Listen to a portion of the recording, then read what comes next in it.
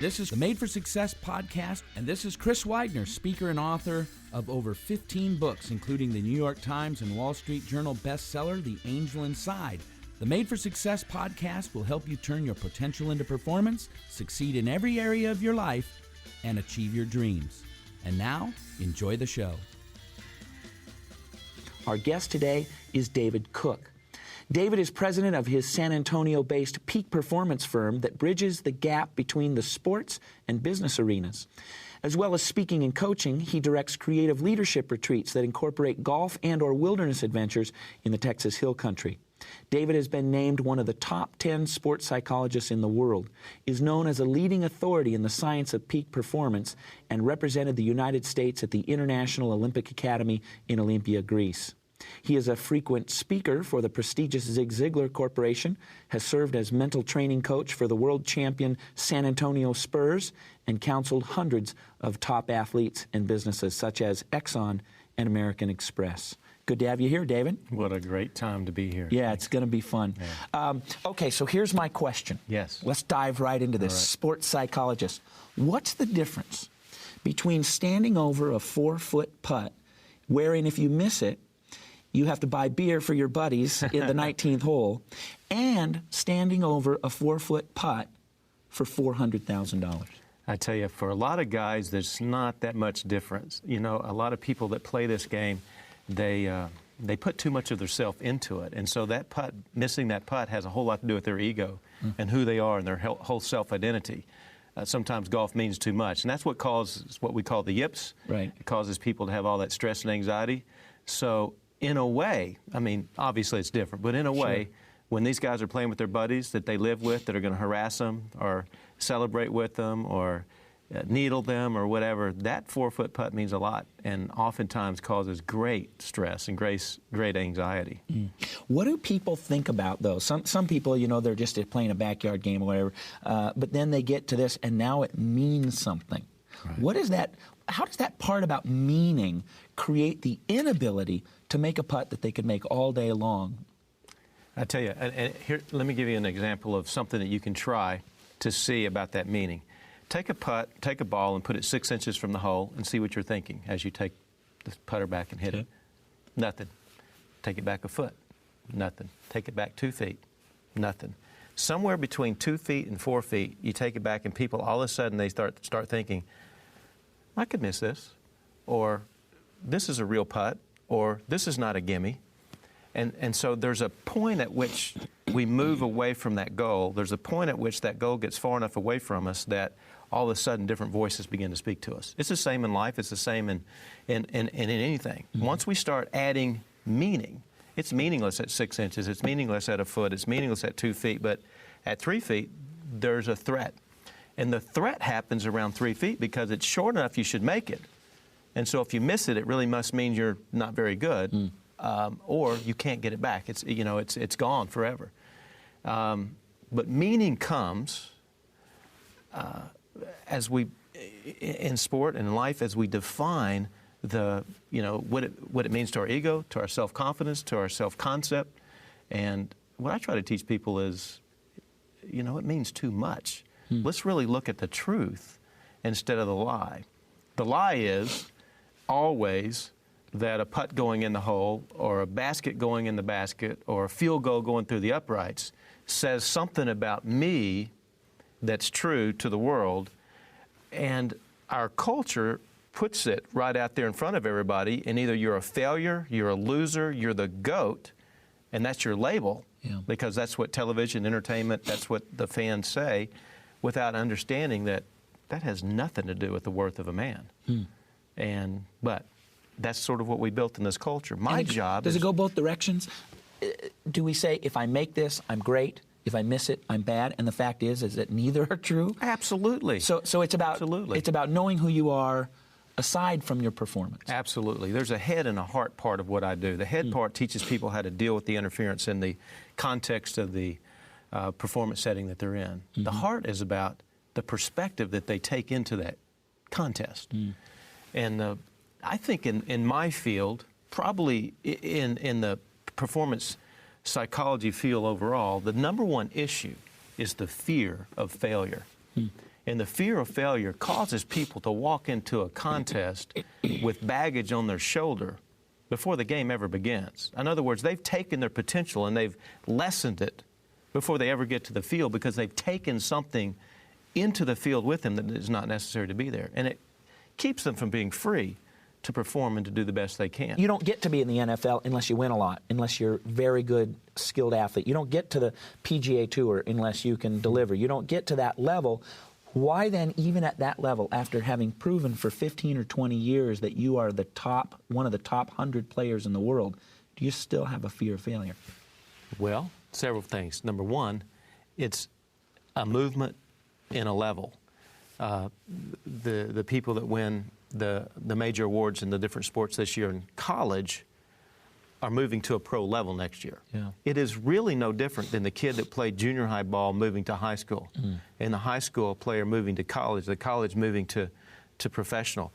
Every time you move a level, most people that are just normal people, there's a question in their mind, can I make that jump? Am I good enough? And usually what happens is that we've idolized some of those people that are just in that level above us, and all of a sudden we're surrounded by them. I can remember one of my PGA Tour clients one day calling me up and saying, I'm paired with him. I said, you're paired with who? I'm paired with Jack. And this was back in the 80s, and they were both in contention actually for this golf tournament, Jack Nicklaus and the gentleman I was working with. He said, it's the first time. He said, I'm paired with my idol. This is the guy I grew up thinking about my entire life. I mean, since the kid was 6 years old. So Jack was at the end of his career, and this kid was at the beginning of his career. They're both in contention. They're 10 under par going into the last day, and they're paired together. He says, what am I supposed to think about? It was a great question. This kid was good.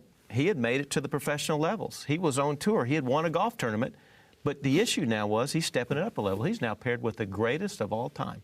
And he wanted to know, what am I supposed to think? Because my mind is all over the place. And we understand.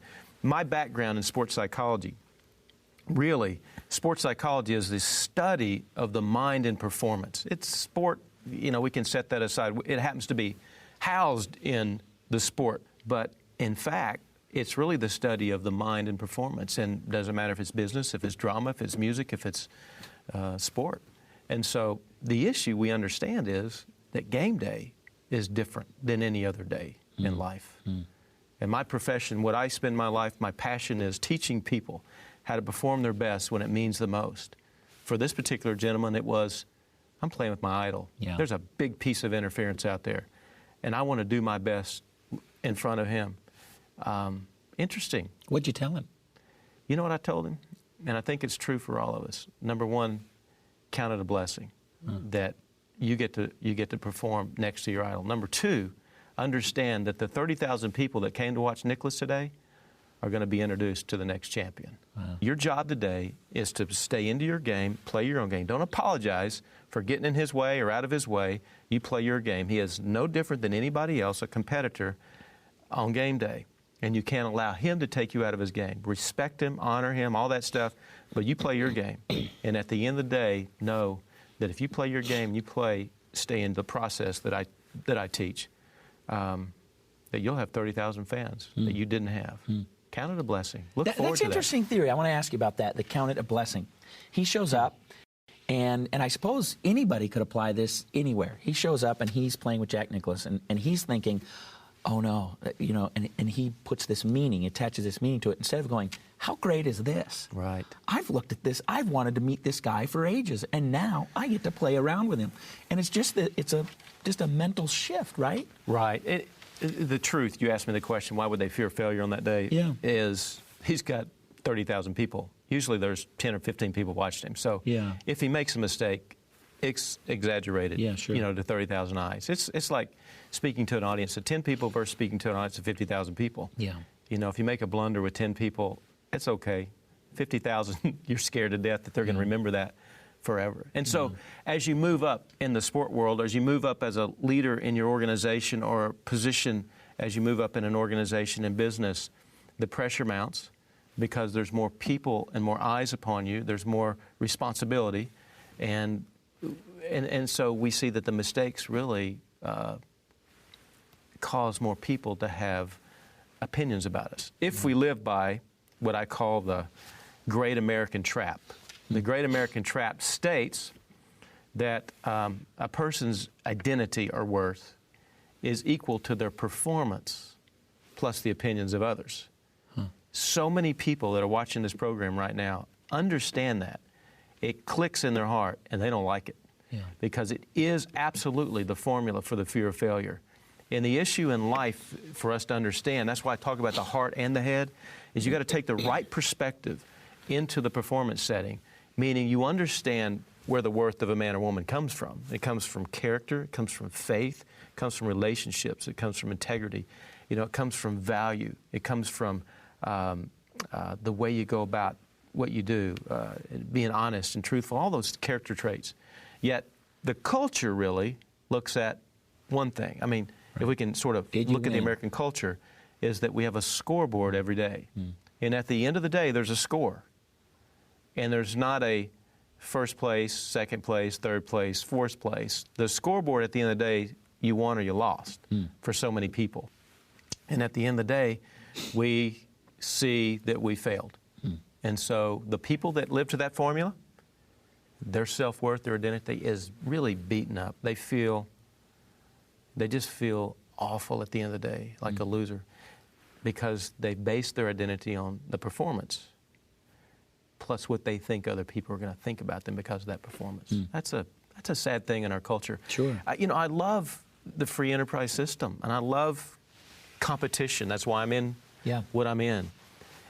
And there's a certain way to think in the competitive environment to be the best you can be. But you've got to understand you must start with the right perspective and have a foundation there so that you don't haul in this fear of failure baggage that attacks people when the performance and opinions of others is what makes them who they are. Once I've got their heart right, then I can really begin to help them understand the process of thinking so that they have a chance for their potential to rise. So is that the process that you start when you're working with an executive or you're working with an athlete? Do you start by addressing the hard issues? Do you say, hey, we're going to get to the mind in a minute, but first we got to find out what all these things are that you place? Is that the process? I've done this for 20 years now, and in the last 5 years, absolutely. I cannot start with the head only. I had a player on the PGA Tour a few years ago in a particular tournament that I was in, and he asked to come in. He was about to lose his card. It was near the end of the year. It's the first time in 7 years the guy really lost his playing privileges, and he was afraid. Because he wasn't high enough in the money? Wasn't high enough in the money. He had a few tournaments to go. The odds of him winning those tournaments in his mind were nil.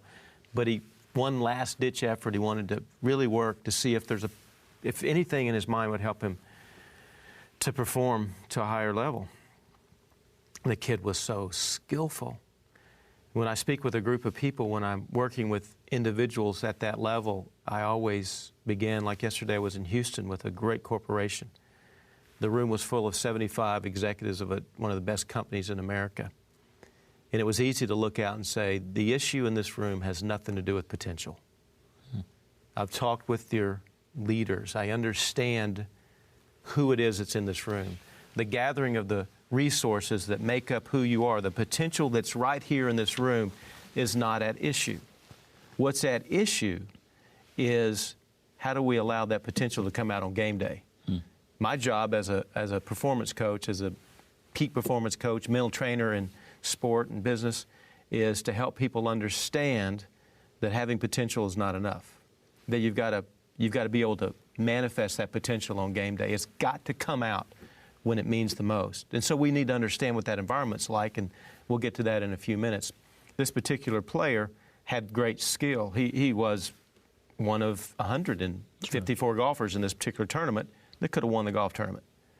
We went through the process, the mental process of understanding that in the context of a competitive environment, you have one thing that you have absolute control over, and that's what you think. And that's the one thing that people give up. They allow the external factors to come in and dictate their thinking and to create barriers and obstacles and adversity within their mind, which keeps them from being able to filter down to the one thing they have control over, and that's a thought process. So the one thing you have control over is what you think. And people, when they understand that, their next question is, so what am I supposed to think? And that's what I teach people. I go through a process, and it'd be particular to whatever environment they might be in. So, there's no one pat answer that covers everything, but we do know, let's talk about your setting, let's talk about the environment, let's talk about the skills needed, and let's create a process-oriented thought structure, what we call a mental journey that you go through before you pull the club back, shoot a free throw, walk into an interview. Well, let's take two of those. I want to give you two. Sure. Two okay. that, the average Let me person, finish the story. Okay, gotcha. Oh, right, with the guy in the... I don't want them to hang on the gotcha. story. So, I told him the process, and he knew the process, but it was good for him to hear it. We went out and hit balls and practiced, and I walked around with him. And then the tournament began. And he hit a magnificent drive off the first hole. I mean, way down the fairway. And then he walked with a look of a defeated human being down to his ball. His shoulders were slouched. His head was down. He was slower than the other guys walking. And you could look at him and think, where is this man? What's going on in his life? Between the first, and he parred the first hole, but between that first hole and the second tee box, you can't coach out there. The caddy and you are the only ones that can speak, but I stood right between there. And I looked at him and I just said, I got a question for you. I want you to think about something. It wasn't coaching. I was just asking him a question like a spectator might ask a player. Sure. Do you remember the first shot that you hit as a PGA Tour player 7 years ago? Where was it? What was it like? He raised up, he looked, he thought about it. He said it was unbelievable. And I said, where is that man? What's the difference between then and now? And what happened is he lost his love for the game. He had lost his passion and desire for winning golf tournaments. And he was playing that day, going through the motions, even the mental motions, without a heart. And if you don't play with a heart, you're not going to win a golf tournament. You might hit some good shots, but you got to carry yourself like a champion. You got to think like a champion. You got to have your mind clear, and you got to be competing for the top prize and not taking up space. And for him, it was a matter of the heart. He's on his way back now. He missed a tour and had some family issues and all kinds of things. He's on his way back now. But it was really for him a regathering of himself and creating the passion for what he was out there for. For him, it was about the heart. I do not, you asked the question, I will not start with anybody without understanding, first of all, tell me about your heart. Tell me about your perspective. Tell me about how you feel about this formula.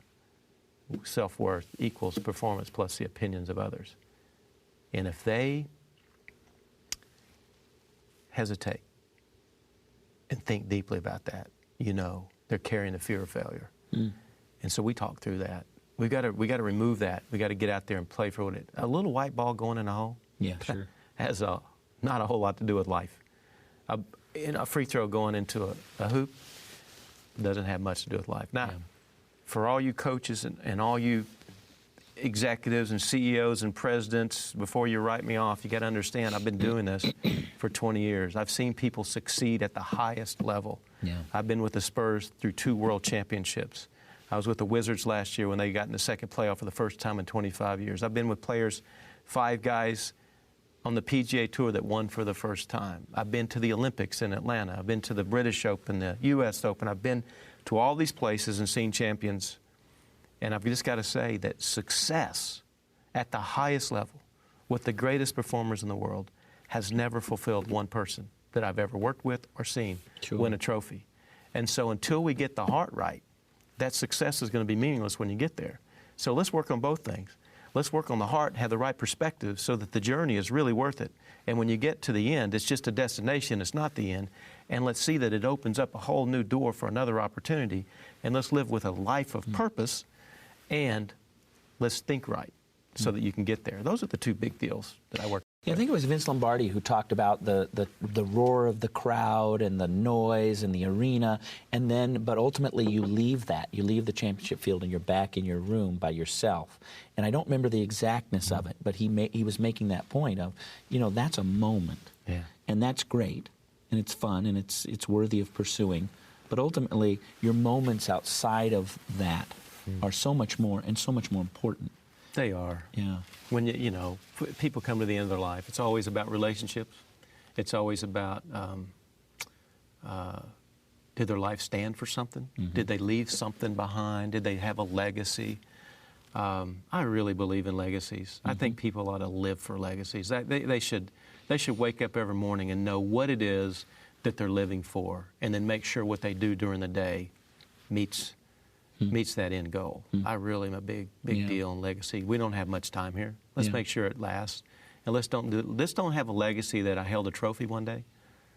Let's have a legacy that trophy went way beyond a piece of metal. Yeah. That it opened the door to things in people's hearts. And that's really what it is. It's a door opener. If all you can say at the end of your life was, I won 14 tournaments, right, or I was the heavyweight champion of the world for a year and a half, but if those things then allow you to open up other doors that create your life, right, that can then be summed up in your eulogy, then that's really what you're saying life is all about. And it's sort of counterintuitive, really, the way you work. This is important. Winning a championship is important. But this is so much more important. And in order to make this happen, you've got to deal with the much more important thing first. The question is this: why is winning a championship important? Not that winning a championship is important. Why is winning a championship important? Why is getting this position important? Why is selling this much and reaching this bar important?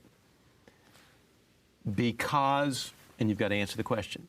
And if that answer falls into the category of my purpose in life, you go to work with passion every day. Do you ever find people that you work with an athlete, very skilled, and you ask them that question and they just go, absolutely. I don't know why. Because Absolutely. It's what I've always, that's interesting. Absolutely. Fascinating. And it has to do with leadership, that there's either parents or leaders around them never really help them see beyond the success that they might have. I've worked with so many absolutely incredible performers that were lost, deeply lost in life. And their social abilities and their physical abilities were miles apart. And their social and mental abilities kept them from allowing this incredible potential to rise. And that's the debate today about letting young kids become professionals at an early age and things like that. I mean, going from college to the pros in the NBA versus spending 4 years with a guy like Roy Williams or Mike Krzyzewski or someone like that. Yeah. Can you imagine the difference that person, when they go straight to the pros, they don't have that mentoring process. I mean, they're thrown into the lions immediately. You're supposed to pick up this deal and get after it. It's a business. You can be there today and gone tomorrow. In college, there's a family around you. There's an atmosphere. There's discipline. There's all those things. I really am an advocate for allowing kids to mature at a proper level. Now, you know what? There's some young people that are mature in certain sports that you make exceptions for. But you've got to look at some other people and say, man, let's give you a chance to grow. It's a big debate. The answer's, who knows what the right answer is. Thanks for listening to the Made for Success podcast. Get to know us at madeforsuccess.com/podcast. Meet the hosts of the Made for Success podcast and pick up a free copy of the Totally Motivated ebook by Chris Widener. We will see you next time on the Made for Success podcast.